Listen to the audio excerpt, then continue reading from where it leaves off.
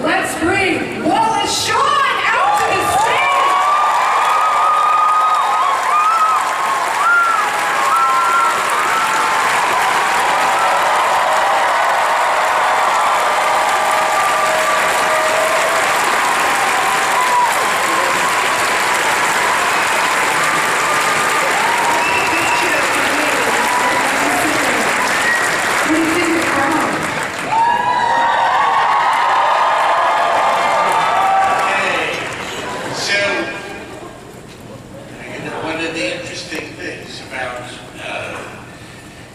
Acting, movies, show business. Strangely, each of the actors has a different personality. And I'll be here for a little while and then other people will appear. But I am rather boring. So we should all just calm down and we'll all sit down and sort of, I will be me to the extent that I can be, but lower those expectations. I don't say remarkable, hilarious things. You're getting them going as it is. I think you're doing a phenomenal job. So, yeah, we all just have to be ourselves. I have a question for you. Please. And I'll start it off, and then I'll make sure to turn it over to you. That's brilliant cosplay. Yes, thumbs up. What body of work are you most proud of professionally? Oh. You've done everything. Acting. Acting. I started doing this type of thing, I started writing plays, so I've done I've spent most of my life really devoted to creating plays that only a handful of people have seen, and most of them were disappointed.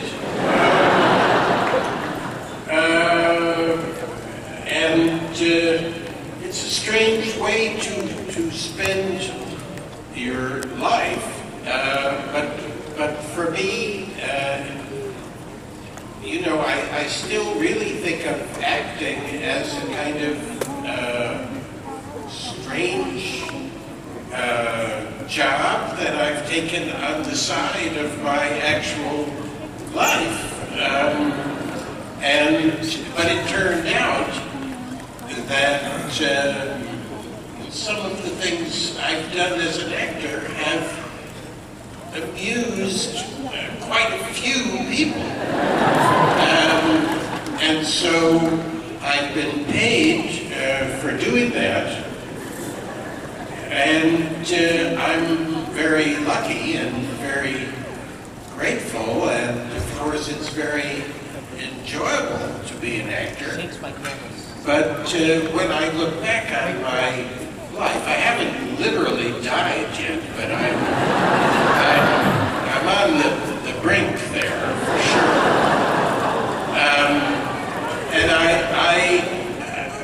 And it's remarkable to me. I'm shocked that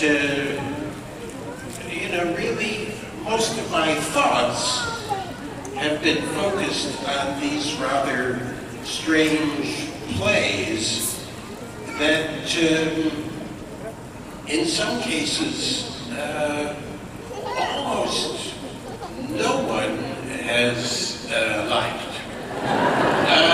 But, you know, they all have been done, they've been performed in small places in big cities, let's put it that way. And they're in print. So, you know, it's possible and legal to go out and buy them.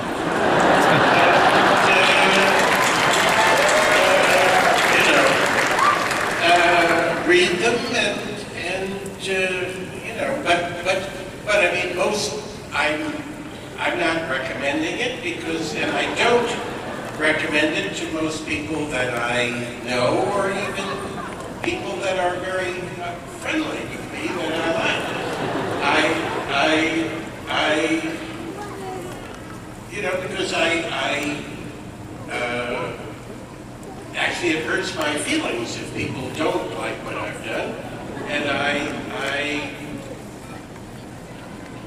I don't have an investment in forcing people to go through something that they don't necessarily like. So there's the answer to that question.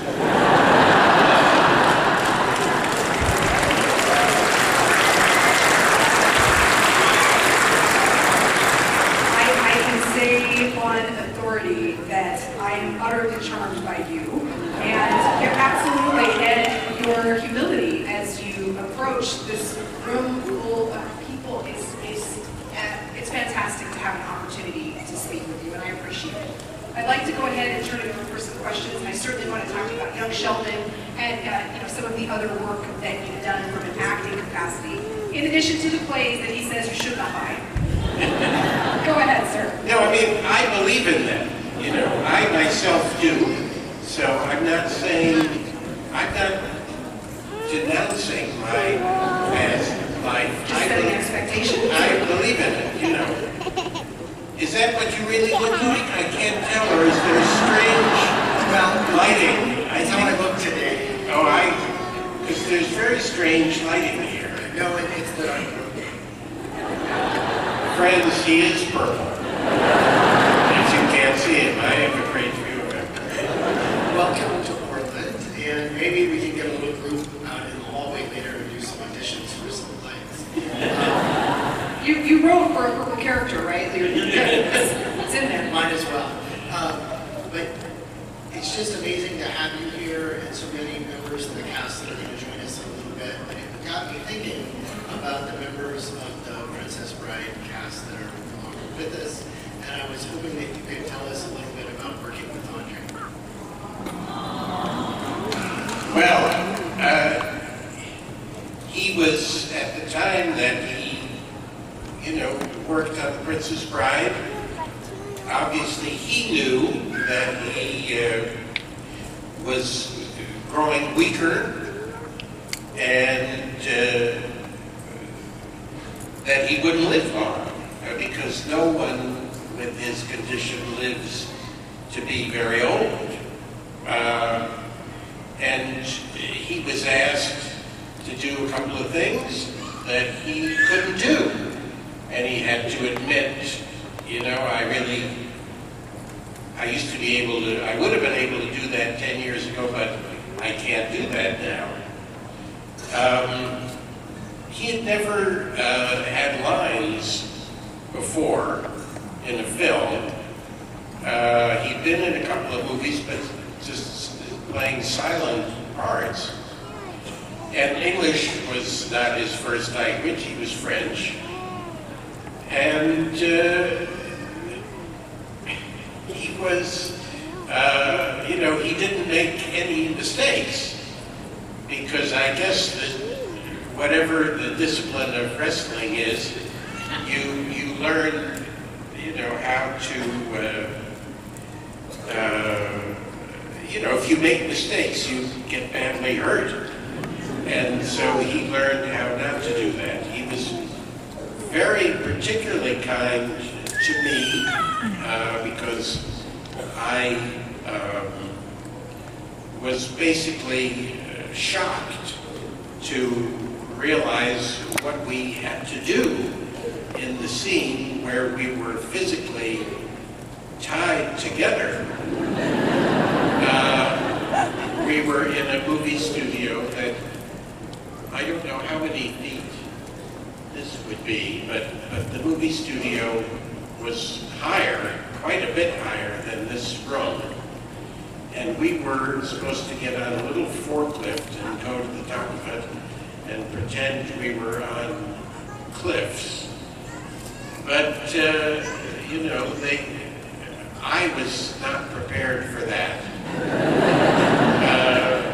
And when I had auditioned for the part, I had asked, you know, wouldn't really be doing what's in the script, right? And indeed, we didn't climb the 400-foot cliffs in Ireland, which almost cost the lives of two stuntmen who got tangled up in their wires got tangled, and nobody knew what to do for a while. But they did disentangle themselves and survive. But for me, the climbing up to the top of the studio on the little forklift was almost beyond my abilities. And I didn't know if I was just going to pass out and not be able to do it. I found it too frightening. He had always at the ready a flask of brandy, which he offered to share with me as we were tied together 35 feet above the ground.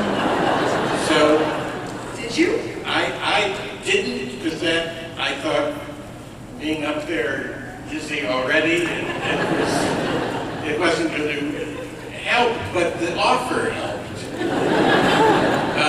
And the possibility that if I changed my mind, I could drink from the flask was very helpful.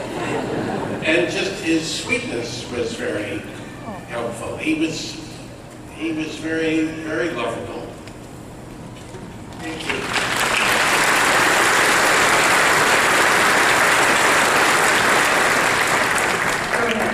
I actually wanted him to see you at this Comic-Con because you were amazing in that scene where you switched the potions. Call me Mashukna. It's like crazy because I think that to be able to do that in such a smooth way and learn your lines is like, it's amazing.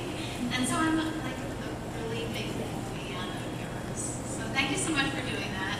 And to Mr. Wallace, I just want to let you know, you're the reason I'm at this panel. It's awesome. Thank you so much. Thank you.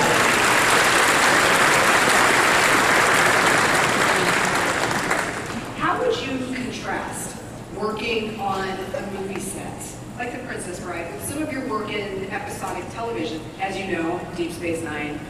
I'm interested in actually discussing that character arc. I think it was ahead of its time. But how would you contrast the two? You didn't have to climb anything, first of all. Yeah. Yeah. Well, in film, they do feel that they're, I mean, at least years ago, actors' pay, as you might or might not know, has declined. Not just me. I mean, mine has certainly declined, but that's understandable because I'm old and used up.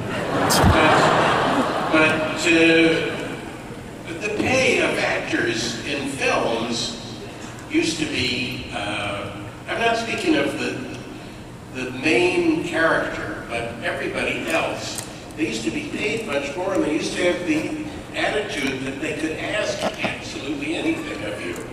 I mean, you know, plunging into freezing cold rivers and risking your life and all of that. Television is just generally gentler. And, you know, television in a way is more like a high school play that you put on with friends, and, you know, you're striving to do your best, but it's an agreeable, usually an agreeable atmosphere, and less money is at stake with each episode in a way.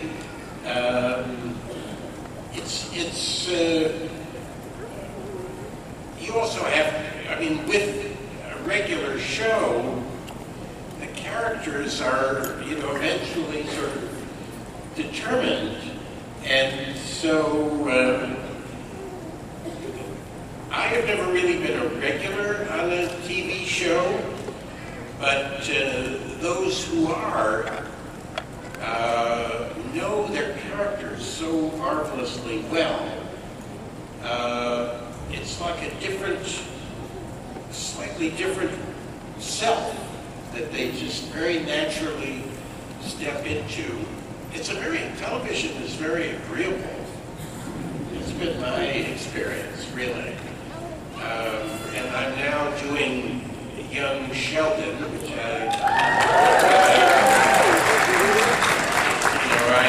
absolutely love doing it. It's very cozy, and I don't know, there's time to be more affectionate. Movies are big stakes things. I mean, even low-budget films, I've done a lot of them. It was hard to raise that low budget, and you've just got to get through that schedule, and it's more tense. Well, I'm curious to hear from your perspective, specifically with regard to Deep Space Nine, because your character sort of came around and sort of effectively promoted female rights toward the end of that arc. When you were reading through that script and you realized the direction you were headed, what did you think? It was very delightful. I thought I was just going to be, you know, a solitary creature who had no love in his life, and a world, a sort of sexless world, because Star Trek always had a strange sex thing going. It was, I mean, I asked for them to put in my contract, I'm not going to wear the underwear. I refused, because men had a sort of squashed type of underwear. The idea was men had no sexuality, and women, whatever their natural form, had to wear large breasts if they didn't bring them to the set.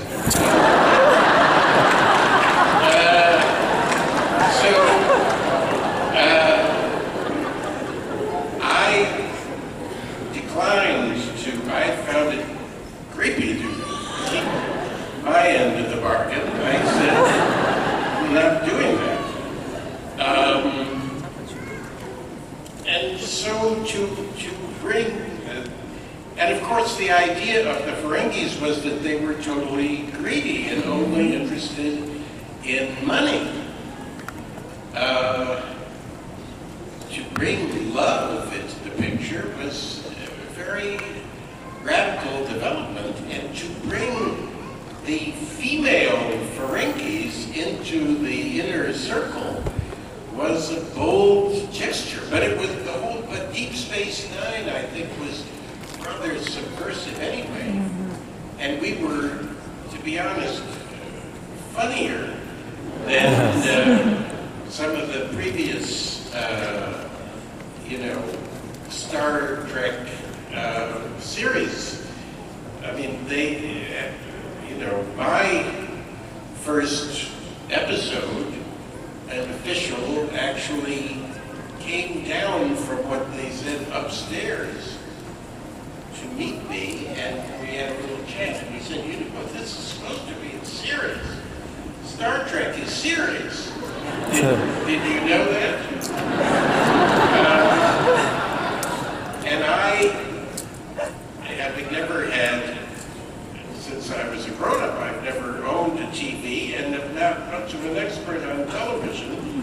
And I'd seen certain episodes of Star Trek, or parts of them, but I was just going by what those guys wrote, which was pretty funny.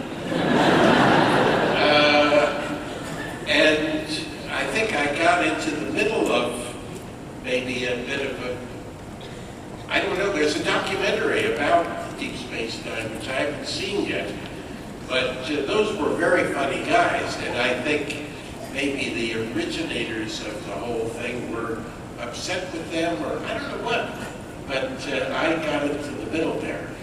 But the director just said to me, don't pay any attention, just keep doing what you're doing.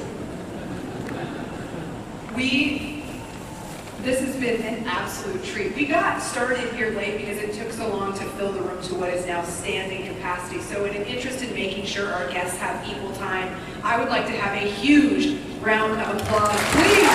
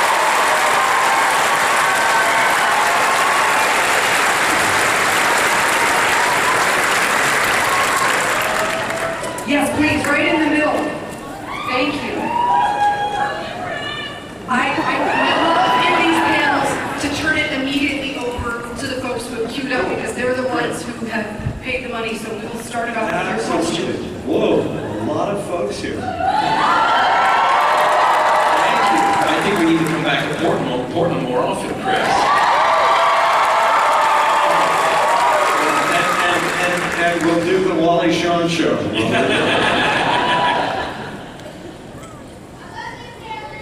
Thank you. I love you too.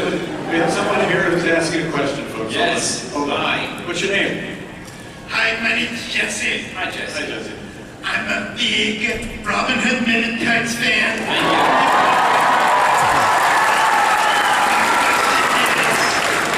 Did you improv all your lines, or did it stick pretty much to the script?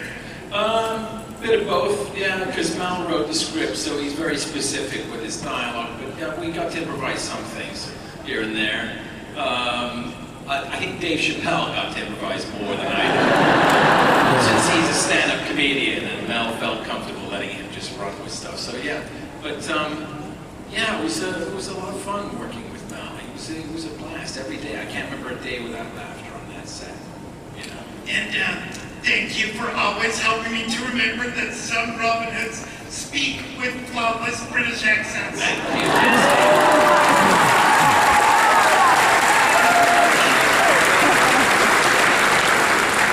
Go ahead. Hi, I know this is Princess Bride, but my question's actually about Sight. This panel is about whatever you want it to be. So, as a fan, Pierre Esper was my favorite He's amazing. Thank you. When the final episode aired, the first time I watched it, I was really disappointed that they did the like, oh, actually I worked for Interpol. Of course, then at the end with the twist, but as a character or as the actor, were you disappointed when you read that they made him go to Interpol, or did you like that that was? No, I like the idea. I have a suspicion that he's actually still a thief working. At the end, I was very happy. But when I read it, I was like, oh, they totally undid. Anyway, I think you're amazing. Thank you. That's very kind of you. I appreciate that. So my question goes along. What's your name? Audrey. Hi, Audrey. So my question goes along with that. I love Psych, and like she said, that's one of my absolute favorite shows on the show. But my question is, when you and Shawn were like not working together, but were in the same scenes, were you actually just toying with him the entire time, or did you actually have like a sort of friendship with him? I think there's a friendship based on mutual distrust. Alright, thank you so You're much. welcome. What is it like to have people connect with different bodies of work? When you come to these Comic-Cons and you get this variety of questions for yourself as well, does it often surprise you where the touch point that people have? I think you're very blessed as an actor to have anyone resonate with your work and any character you do. And if there's more than one character or one film that you've done that resonates with folks, that's a blessing. You know?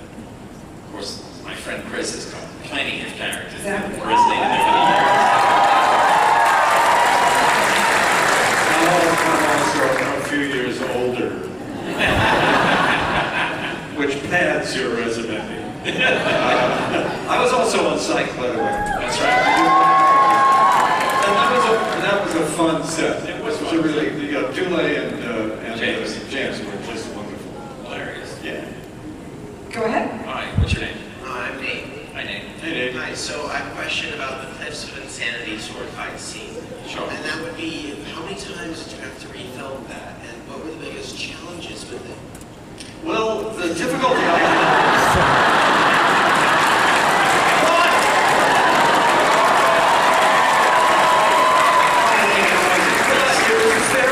We worked for months. Yes. Go ahead. Of course, all of his scenes hit the editing room floor because his fencing was just second to none. Yeah, no, we actually only filmed it really once. I think we had 2 cameras rolling at the same time, and because we rehearsed it so much, Mandy and I, actually, when we first showed it to Rob Reiner, it was shorter than he'd hoped. We practiced it and rehearsed it for months, as Chris said.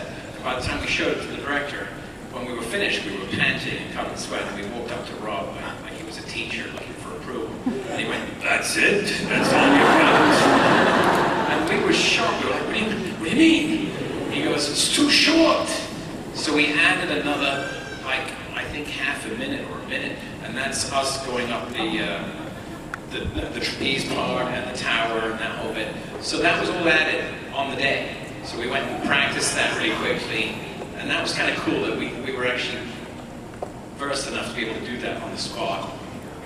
And it was over very quickly. It was kind of done kind of quickly. It was faster than we thought. So yeah, it was fun.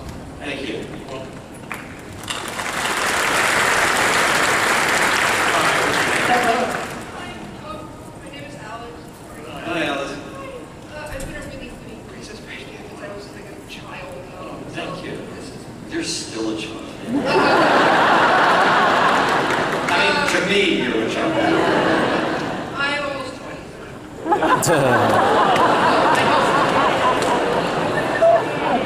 Okay. So me and my friends, we used to spend ages like planning, like imagining how we would redo like your fan cast of The Princess Bride. Right, We watched the movies. We're like, oh, I would do it like this. Yes. What is one scene that if you guys could go back in time and redo a scene that you were in? Which scene would you redo? Like, how would you redo it? Whether because it was fun or because you're like, oh my god, I really messed this up. Well, you know, when you watch your own work, I mean, I have a feeling Cary probably feels this way as well, that when you talk to many actors when they've done films, they'll always say, oh my God, the whole thing. Yeah. I mean, if I had to do over again, I do this that. But you can't second guess yourself in that respect. You just have to keep going. Yeah. I would only say that it's something I did offset that I would redo again. I would never ride on Andre the Giant's all-terrain vehicle ever again. And break my toe a week into shooting the film. Yeah, not a good idea. So yes, I would definitely have gone back and rewound that and done it differently. Yeah, thank you. Thank you, Alice. Hi, what's your name? My name is Minda. Hi, Minda. Hi. A couple things. First of all, I love your voiceover work. Oh, thank you. Is that for both of us? Who are you talking to? Cary. Thank you. Well, he's pretty darn good at it too, you know. That's right. I hope that We have some Nightmare fans over here. Go ahead, Minda. And then two questions. First one, the costumes on Princess Bride. Yes. How comfortable or uncomfortable were they? How many things did it take to get to them? How easy was it to ride a horse on those? Did you know how to ride a horse before it's that? Yours were pretty simple. And then my second question. Well, let's answer your first question first, Okay. Mindy, because we have short memories. Okay. At least I do. I was fitting, actually, Phyllis Dalton. Phyllis Dalton, who did Lawrence of Arabia. You know, we had the people who worked on this movie were the creme de la creme of the British film industry. Phyllis Dalton, who did Lawrence of Arabia, Norman Garwood? Norman Garwood, yeah. Who was the set designer, who was like, you know, the credits just would blow your mind. Yeah. And the wardrobe fittings were lovely because, well, first of all, at the time, as my recollection is that the movie's budget was relatively low. And so the costumes were not made for us.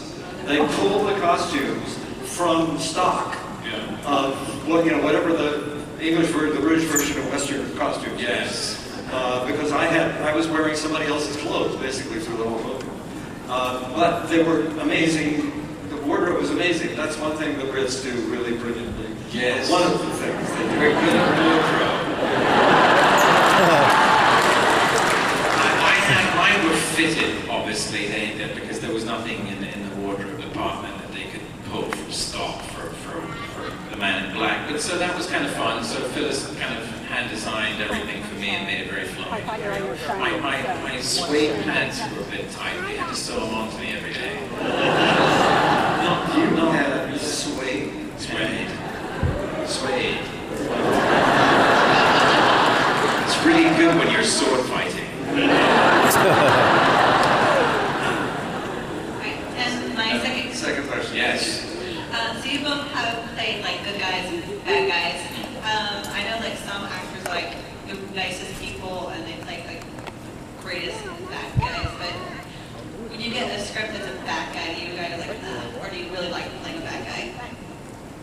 I love it. Me too. Bad guy rules are fun. They get the best dialogue, you know. Yeah. And they're always much more interesting than except for a hero like Princess Bride, because Cary had some great stuff to do in Princess Bride. Right? Thank you. Some of the great memorable lines from the movie were Cary's. But generally speaking, the heroes of films are, they're very bland. Yeah. And the villains are much more interesting. Much more interesting. I think Chris is right. You get to act out everybody's sociopathic urges. And your own. Come on up. Hi, what's your name? Alexander Priscolo, sir. Hi, Alexander. Before I ask my question, I just want to say it's an honor to meet the both of you. Thank you. Thank you. You both are such amazing actors, and congratulations on your acting career. Thank you. Of course. So, my question for the both of you amazing people is, when you guys got your script for Princess Bride, what was the most challenging part of taking on your role? I think the challenging part was being able to fulfill everyone's wishes for my being able to play the part correctly. Yes, because you were Because I was British actors. well, more than that. It was Bill Goldman, who was large in our household, and one of the great writers in the industry, who just passed passed away recently, and he'd written All the President's Men and Marathon Man and Butch Cassidy. So this was his favorite, believe it or not, this was his favorite script, his favorite book that he wrote. So there was a kind of a pressure on there, like to deliver for him and for Rob. And also the producer, Norman Lear, who produced the film, actually financed the film out of his own pocket because no studio would finance it. Nobody would touch it. No one would touch it. So it was the most expensive independent film ever made. Robert Redford owned the script for years, Right. and he couldn't get it made. No, and Francois Truffaut had it, John Borman, a bunch of directors had it and couldn't make it. Learn something. And so that was the pressure to deliver it and make sure that everybody was happy with it. And of course, I was Chris obviously is a seasoned, wonderful actor. And here I am, a new guy. Yeah, there you go.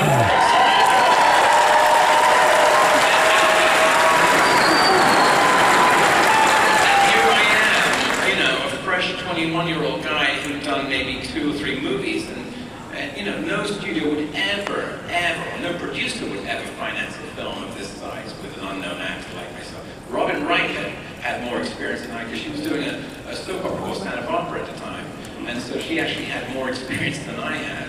And so we were a bit. I was more nervous, I think, than anybody else. Right. Yeah. I was nervous as well for many of the same reasons. Absolutely, of course. When you're working with Rob and Bill Goldman. Yeah. I'd had, of course, a wonderful experience with both of them because I went and auditioned for them. And I was, at the time, living in New York City. And I took a bus up from Central Park West to Bill Goldman's apartment. And Rob and Bill Goldman were there. And I had just picked up a newspaper that told me that the New York Knicks had drafted somebody that I thought was a total disaster. Right. And I thought the new #1 draft choice of the New York Knicks. Oh, nice people. And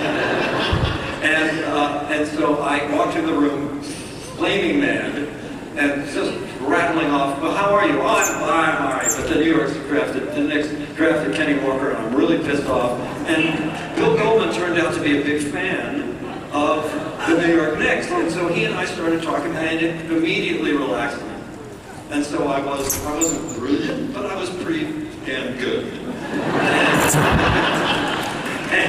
And Rob laughed, and one of the great things is we will both agree that Rob is one of the great audiences of the world. You can hear that in Detroit. Yeah. Right.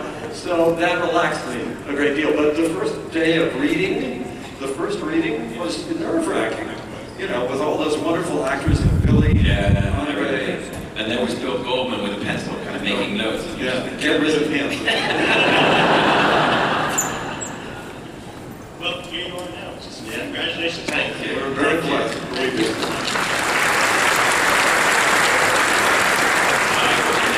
Benjamin. Hi, Benjamin. How's it going? I just want to know if you guys know I respect you guys. Thank you. You guys played a huge role in my childhood. Thank you. Thank you. I was just curious, the first time you guys saw the script, did you guys have any idea that it was going to be 30 years later? Like, Gosh, if we knew that, or even we after would have invested in it. even after you guys got done with all the filming, did you guys think it was going to be? Well, we didn't know, honestly. You go into every production hoping it'll be a success. Yeah. No one starts a movie thinking, well, this is going to die. Everyone hopes that film is going to be successful, but you never know. It's like Bill Goldman said in his book, Adventures in the Screen Trade. Nobody knows anything. What he meant by that, he says nobody knows anything in Hollywood about what makes a successful film or show, because if they did, they'd be making them all the time. Yeah, exactly. Right? Yeah. So it's very much a gamble. And we thought we had a lot of odds in our favor. We had wonderful, seasoned, Oscar-nominated actors like Mr. Sarandon here, and a wonderful costume designer who worked on Lawrence of Arabia, and then the set designer and all that. All the ingredients were there. And of course, Bill Goldman being a seasoned writer. And we thought, we had a pretty good shot at it, right, Chris? Yeah. And the movie opened and closed pretty much within a week in the theater. Opened the same weekend as Fatal Attraction. And that cleared every movie theater. And they replaced it and took us off the screen, and that was that. Yeah. And it wasn't until 10 years later, when it came out in VHS, that this film, that had been mostly dead for a decade, found its life again with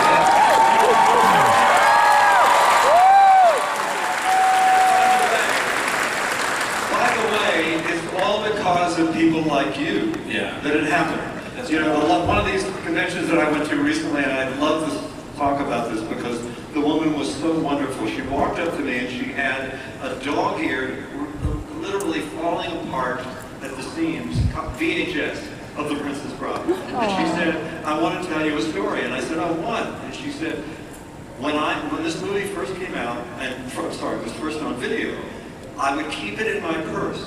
And every time I would go into somebody's home, I would look to see if they had a VHS player. And if they had one, I'd go, oh, hi, come here, I want to show you something. And then she'd put the movie in, sit them down by force, and make them watch the movie. And that's how it became viral. And in the days before social media, you know, and that and television. Yes. Yeah, we'll see it on television. One more small question. Sure. From time to time, you used to wear tights? I'm wearing them now. Yeah.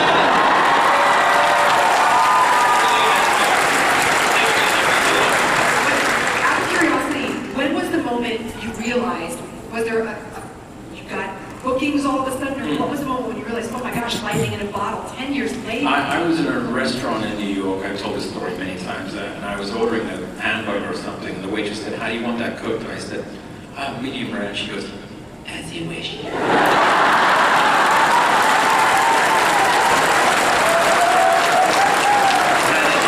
very British accent, I went, excuse me? And she looked at me and she winked and she went, you know.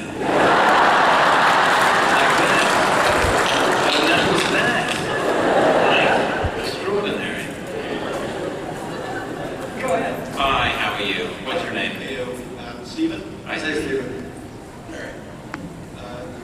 My question is, if Princess Bride were to be remade, God forbid, who would you recast in your roles? There's no one who could replace her.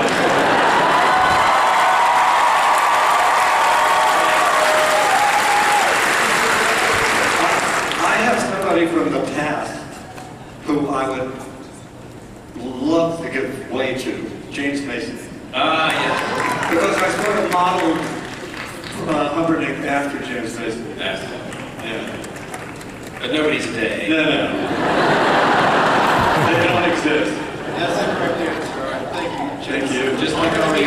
Honor me. Thank you. We have about 3 more minutes left. Okay.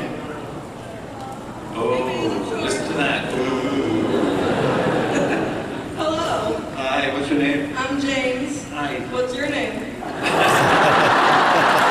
I'm Stuart. This is Jeffrey.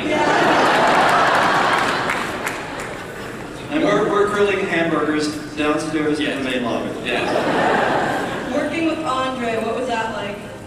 Oh my gosh. Well, what can I say? Andre let out a fart on his first day of work that nearly destroyed the set and left the entire cast and crew on that day with tinnitus. And somebody timed it for 16 seconds and the whole set was shaking. And the sound guy had lifted his headphones off his head and it was amazing. It had different sounds to it. An orchestra. It was a symphony. And he was swaying back and forth. And he had steam. I looked over and he had steam coming out of the top of his head.